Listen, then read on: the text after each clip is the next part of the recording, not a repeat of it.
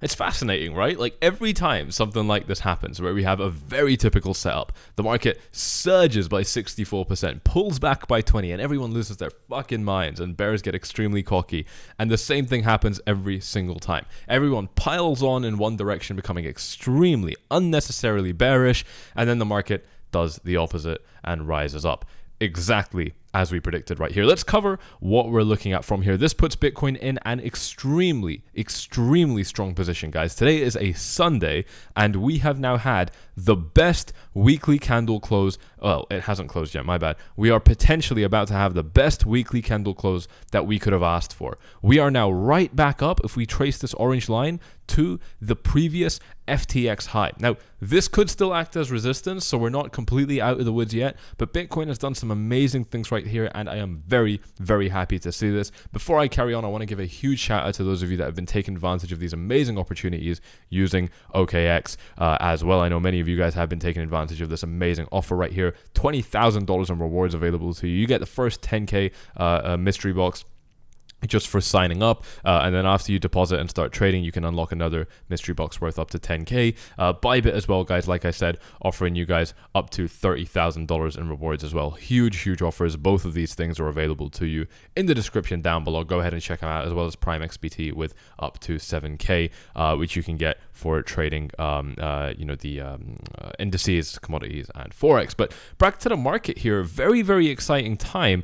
Do take advantage of those offers just by pausing and then come right back if you're interested in them. We've seen the most classic thing that Bitcoin could have done here, right? I mean, we had a heavy pullback here, and we're now, having some sort of a bounce. So here's the thing, is like, to just stay a little bit more objective before I rip into the bears and how absolutely, like the USDC situation too, right? Like everyone was losing their minds. I actually traded it, made a very small profit. It was nothing crazy at all, but I traded it. I put that trade inside of 𝐻𝐻𝐻𝐻 Gold and 𝐻𝐻𝐻𝐻𝐻 VIP, which you can join by following these steps on screen. Everyone was just losing their minds, right, about like how bearish the market was looking, and USDC depegged for a little bit, depending on what you're looking at. It fell down to different levels, like right here, 88 cents, 82 cents was, what a lot of exchanges were reflecting. There was a lot of fear in the market, guys. People were very scared, and obviously, people just were.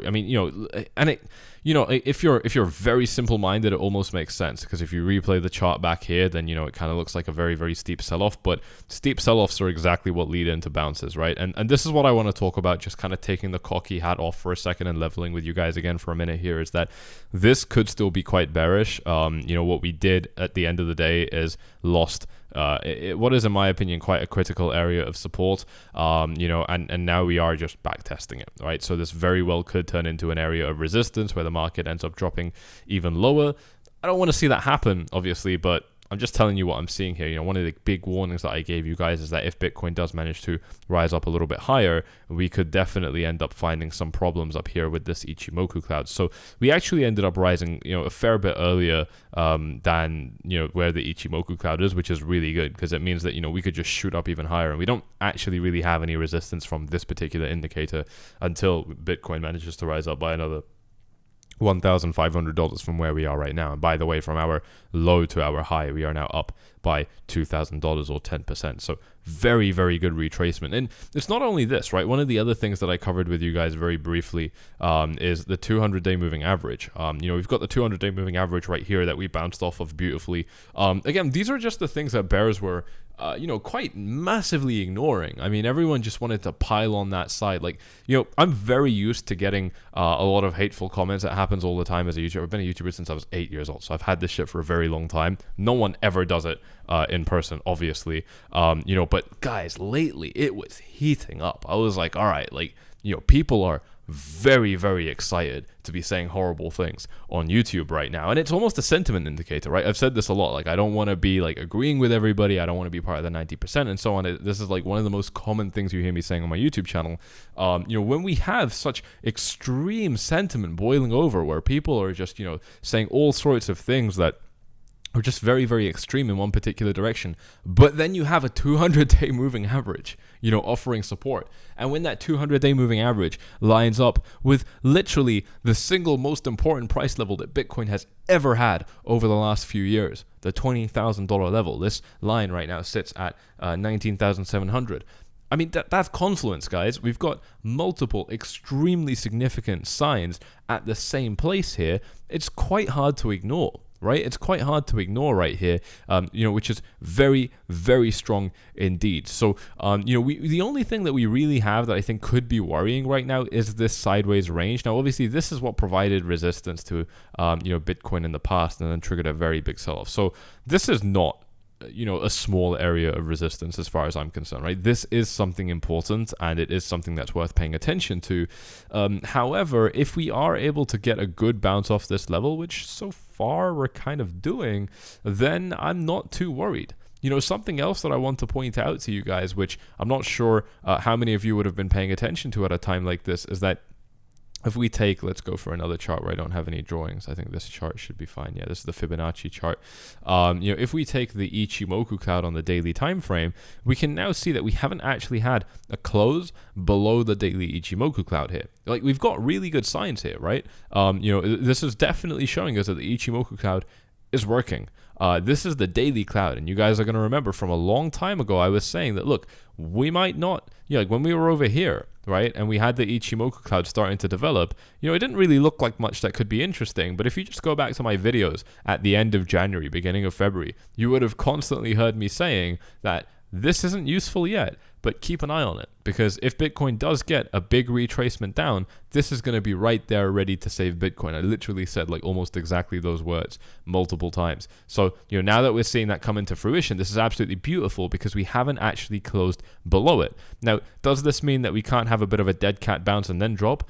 Absolutely not. Bitcoin can do that. Bitcoin has done stuff like that. So we could definitely pull something off like that. But again, we've got to ground ourselves in understanding that we are bouncing off the $20,000 level. Like, even if you are mega bearish right now on the market and you think we're going to be setting new lows, I feel like it might still make more sense to at least get some sort of a bounce, right? Maybe the bounce goes a little bit higher and then we end up dropping. Something like that would make a lot of sense, right? MDX Crypto on yesterday's live stream, he was also talking about something a little bit like this, right? That would also make more sense, right? Just kind of like, because this is kind of annoying, right? Like, if Bitcoin does something a little bit like that, that would be quite upsetting. Basically everyone gets fucked. If you thought this is the bottom, you get fucked. If you thought, this is the top, then you get fucked, right? So it's very, very common that the market ends up doing stuff like that. So I want us to, open our minds to these possibilities and not be so one-dimensional in terms of Bitcoin up, Bitcoin down, and that's it, right? That's not how Bitcoin moves. We're always going to be doing things a little bit more complicated than that.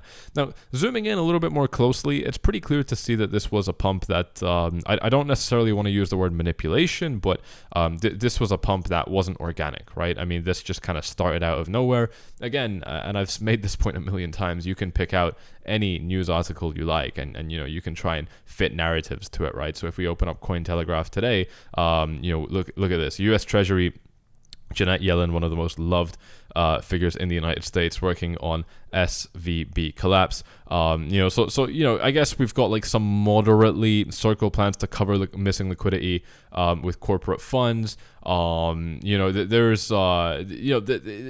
easing up a little bit, right? So there's, like I said, there's always going to be a million bullish things that are like, or at least in this case, neutral at the minimum, things that are coming up in the market to justify why the price is moving in the direction that it is. But ultimately, we bounced off a fucking support level, all right? It's really just, and it is the most important support level that we have on the chart. And look at how accurate these lines were, by the way. Like, these lines have been drawn for a very long time. You can go back to any video over the last few months and these lines were here.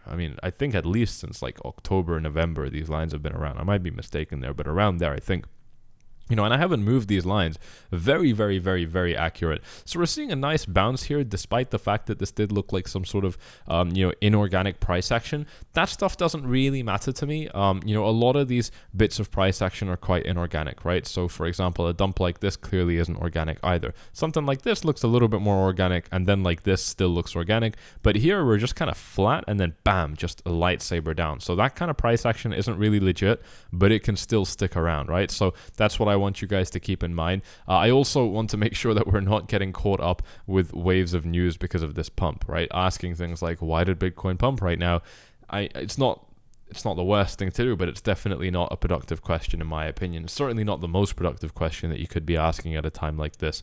The main thing that I'm interested in is how we interact with this resistance level. We blasted up into this resistance level. I mean, very, very quickly within the space of 2 hours, up by nearly 5%. And so we have now quite understandably seen a little bit of a rejection, but it's not too bad. We went up by 6%. We're down by 2. Maybe we find support around this area where we were consolidating before, and then we can mount another attack. Maybe we form some sort of a bull flag that looks a little bit like this, some sort of bullish pennant, and then we can break up, right? There's a lot of possibilities for what Bitcoin can do from here, but I think it is looking good. The other thing, and the main thing that I think is looking good on this chart right now, is the weekly time frame. So it's actually looking a little bit better right before I started to record this video, but it's still broadly the same picture right now, where we've got this area of support that we know is essential for Bitcoin, right? This 19.6 to whatever 18.4 level, right? This same area that I've had drawn.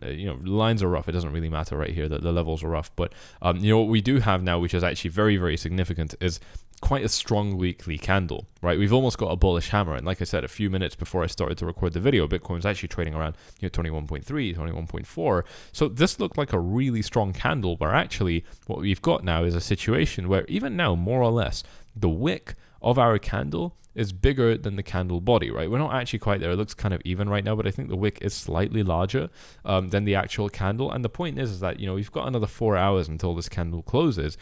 We've done really well, by the way, to reset sentiment. I want to highlight this to you guys. I'm surprised we didn't drop lower, but we literally went from highs of 62 down to lows of 33. Obviously, we're going to close a fair bit higher than that now, maybe even above 40, but I think we've made really good progress in terms of resetting the market.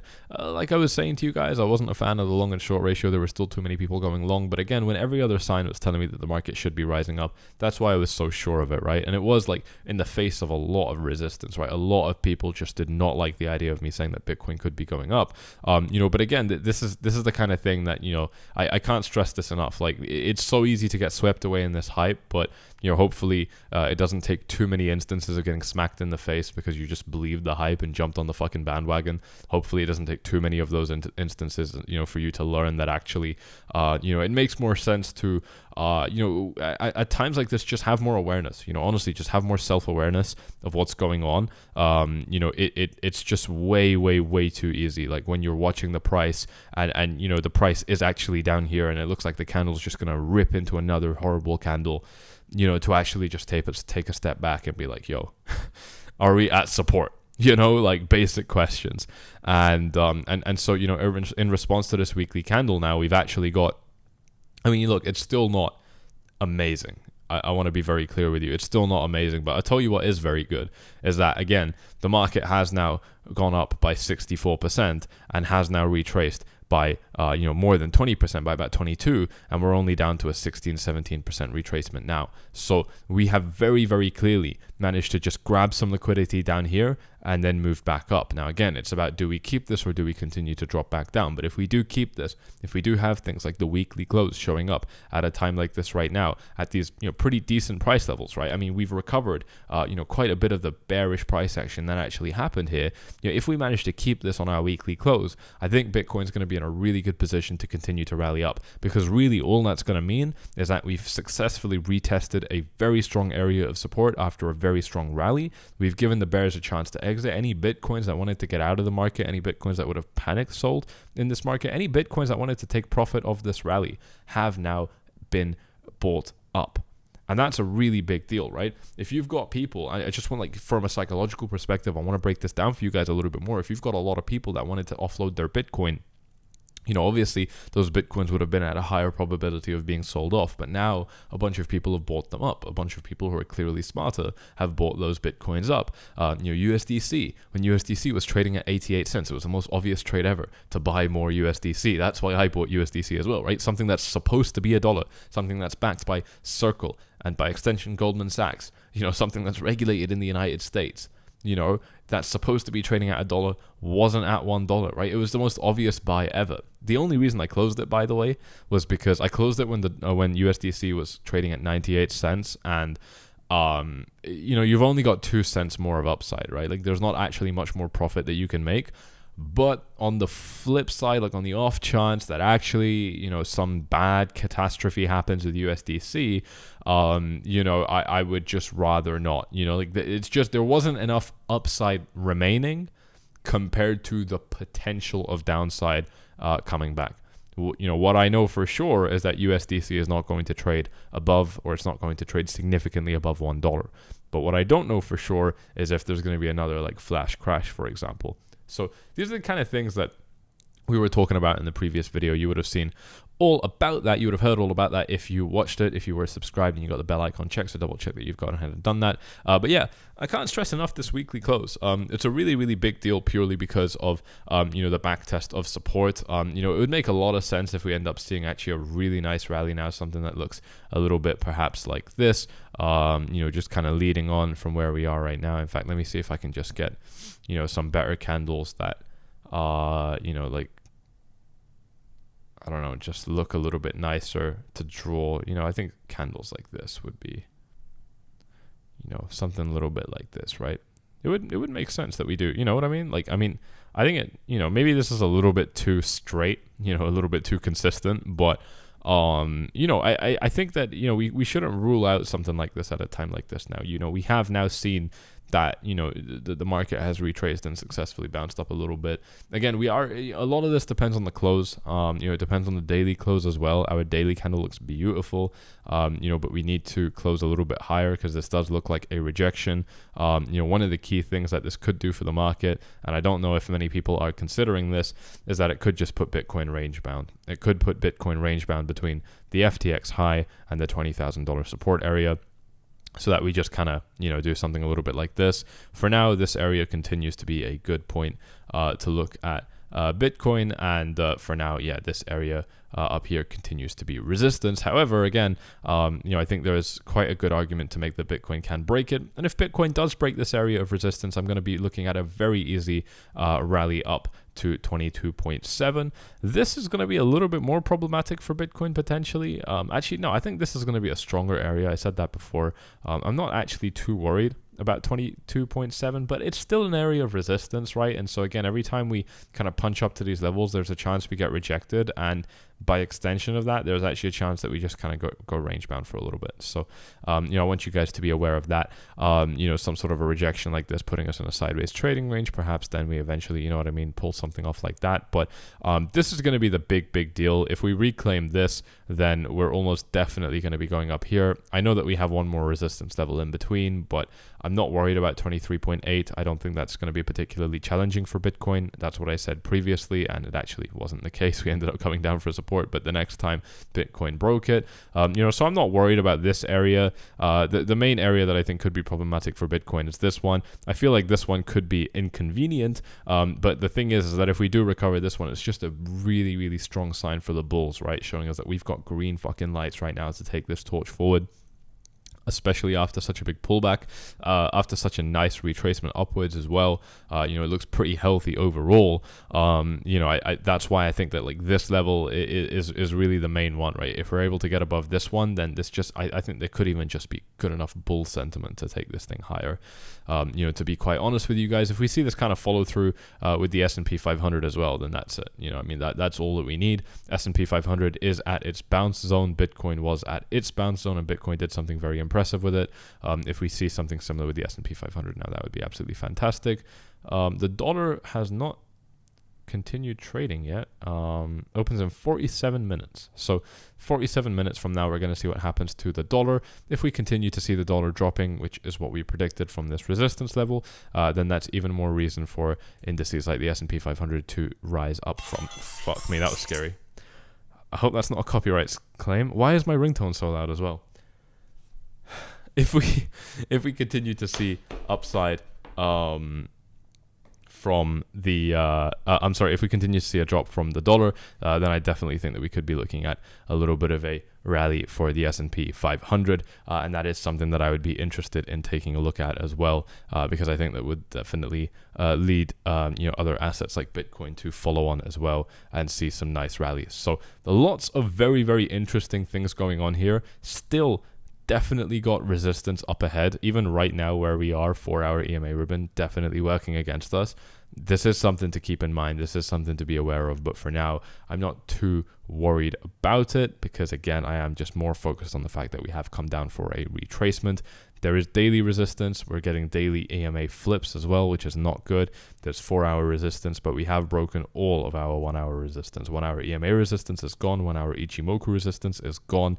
We've done very, very well on the very short time frame right here. Now it's about proving that we're good on the 4-hour time frame as well. This is a really nice window right here where the Ichimoku cloud is very thin for Bitcoin to just shoot off. So it would be nice if we see that happen within the next day or two as well. That is something that I'll be keeping an eye out for. Now, the other thing that I wanted to highlight is also USDC. We are seeing, again, like I said, USDC is recovering. I want to specifically highlight that because I think that's kind of a big deal, seeing that USDC has already started to recover. It's a little bit surprising that arbitrageurs aren't really pushing this back up to $1 yet. But like I said, we're going to be looking for Monday. It is Monday in my time zone now, but not in America. And that's where it matters. Obviously, America, like it or not, is the main time zone for the world in terms of trading and financial markets in most cases. So that's what I'm looking at right there. I just want to make sure I'm not missing anything either.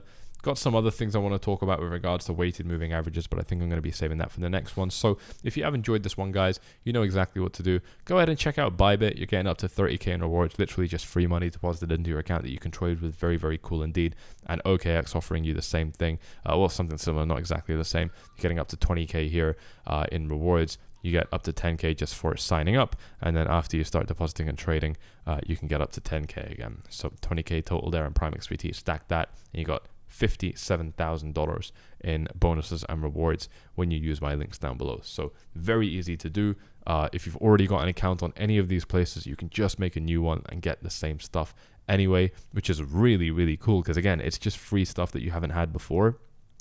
With that Bybit bonus, for example, with what OKX is giving you, this is extremely valuable in a market like this. You can just take punts, basically. You can just make predictions that you're not really even particularly invested in, but because, for example, with Bybit, you're getting free money to trade them, it doesn't really matter what happens, right? If you make the money, you can withdraw it, and if not, it doesn't matter, and there's no cost to you. It's very easy to get. So definitely go ahead and check those things out. If you want to jump inside of my group, if you want to jump inside my free group, just click on this link in the description down below. Once again, guys, double check that you're subscribed and that you got the bell icon checked. We're making very time sensitive content right now, and it has obviously been proving to come out very, very well. It's been very nice to see this pump. It's been even more it's been even more nice to after people are very, very cocky with their bearish predictions, to just kind of sit patiently and see that the market does what it should do, which is at the very least correct before continuing downwards, or potentially even reverse and then continue moving on upwards again. That has been quite rewarding. So I'm quite happy to see that as well. And I'll keep you guys updated with what I'm seeing in the market over the next days as well. So there you go. Thank you all very much, and I'll see you all in the next one. Cheers.